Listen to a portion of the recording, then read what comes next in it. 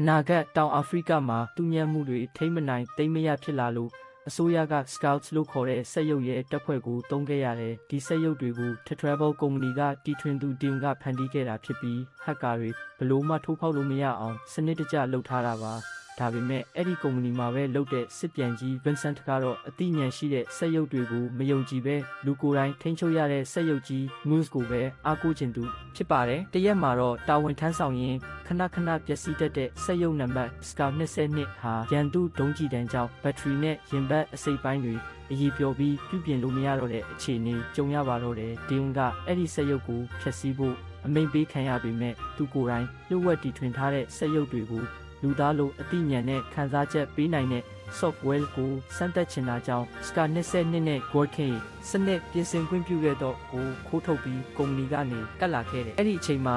လူဆိုးကိုင်းကောင်းဆောင် Hipposi မှာအကျွေးတင်ပြီး9ရက်အတွင်းငွေတန်း20ရှာပေးရမယ့်နင်းကြားရုံးနိုင်တဲ့အမေရိကတို့ဂိုင်းသား3ယောက်ဟာစက်ရုပ်ရဲတွေကိုပိတ်ပစ်မဲ့ခလုတ်ရှာဖို့တင်းကိုလမ်းမှာတင်ပြန်ပေးဆွဲသွားကြတယ်သူတို့ကစက်ရုပ်ကိုသူတို့အတွက်အလုပ်လုပ်ပေးဖို့အတင်းအကျပ်ခိုင်းစေတာကြောင့်တင်းကမစမ်းသက်ရသေးတဲ့ software တစ်ကို Scar 22ထဲထည့်ပေးလိုက်ရတယ်ဘက်ထရီတက်တန်း9ရက်ပဲကျန်တော့တဲ့အဲ့ဒီစက်ရုပ်လေးနိုးလာတဲ့အခါမှာတော့ကလေးငယ်တယောက်လိုပြုတ်မှုပြီးကြောက်လန့်တကြားဖြစ်နေခဲ့ပါတယ်ရုံးကနေကသူ့ကိုကျင်ကျင်နာနာနဲ့ဖြတ်ပြီးလို့နာမည်ပေးလိုက်ပြီးစကလုံးတွေတင်ပေးခဲ့တယ်ဒါပေမဲ့ဒင်းကချာပီကိုစာဖတ်တာပကြီးဆွဲတာတွေတင်ပေးပြီးရာဇတူညံ့မှုမလုပ်ဖို့ခရီးတောင်းနေချိန်မှာနင်ဂျာကတော့ချာပီကိုလူမိုက်တယောက်လိုလမ်းလျှောက်တာဓာတ်ခုတ်တာလူရက်တာတွေအတင်းတင်ပေးပြီးကာခိုးခိုင်းပါတော့တယ်တစ်ဖက်မှာလည်းဗင်ဆန်ကဂိုတီပျောက်ဆုံးနေတာကိုရိပ်မိပြီးဒီနောက်ကိုနောက်ယောင်ခံလိုက်ရင်ချာပီရှိတဲ့နေရာကိုတီးသွားတယ်ဗင်ဆန်ကချာပီကိုဖမ်းဆီးပြီးညံရည်တုစနစ်ကို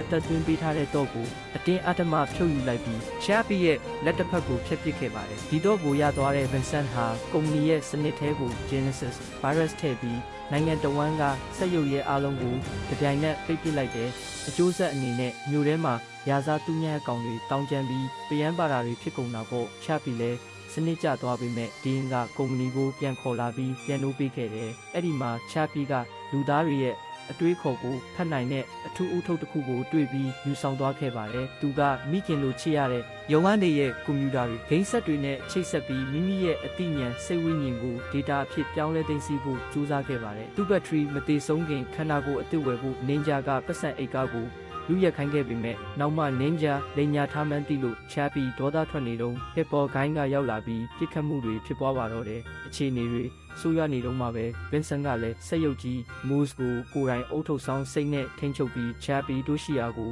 ဆေလွတ်လိုက်တယ် Muse ကြီးဟာရရဆက်ဆက်နဲ့အမေရိကကိုတက်ပစ်လိုက်တယ်လို့တင်းကိုလည်းပြင်းထန်စွာဒဏ်ရာရစေခဲ့တယ်အဆိုးဆုံးကတော့စိုးသွန်းစက်ရုပ်ကြီးရန်ကနေနင်ဂျာကိုကာကွယ်ပေးရင်းရုံးတယောက်တနတ်မှန်ပြီးတေဆုံးသွားခဲ့ရတာပါပဲမိခင်တေဆုံးသွားလို့ကြေကွဲတော့တာထွက်သွားတဲ့ချာပီကဖောက်ခွဲရေးခလုတ်ကိုနှိပ်ပြီးMuse စက်ရုပ်ကြီးကိုအစအနမကြံအောင်ခွဲပစ်လိုက်တယ်ပြီးနောက် TN ဆဲဒင်းကိုတင်ဆောင်ပြီး Travel ကုမ္ပဏီတဲကိုမောင်းဝင်သွားခဲ့တယ်အထဲမှာပုံနေတဲ့ Vincent ကိုချာပီကနာကျင်အောင်တေလူမတက်ရိုက်နှက်ဆုံးမခဲ့ပေမဲ့မင်းကိုငါခွင့်လွတ်တယ်ဆိုပြီးအသက်ချမ်းသာပေးခဲ့ပါတယ်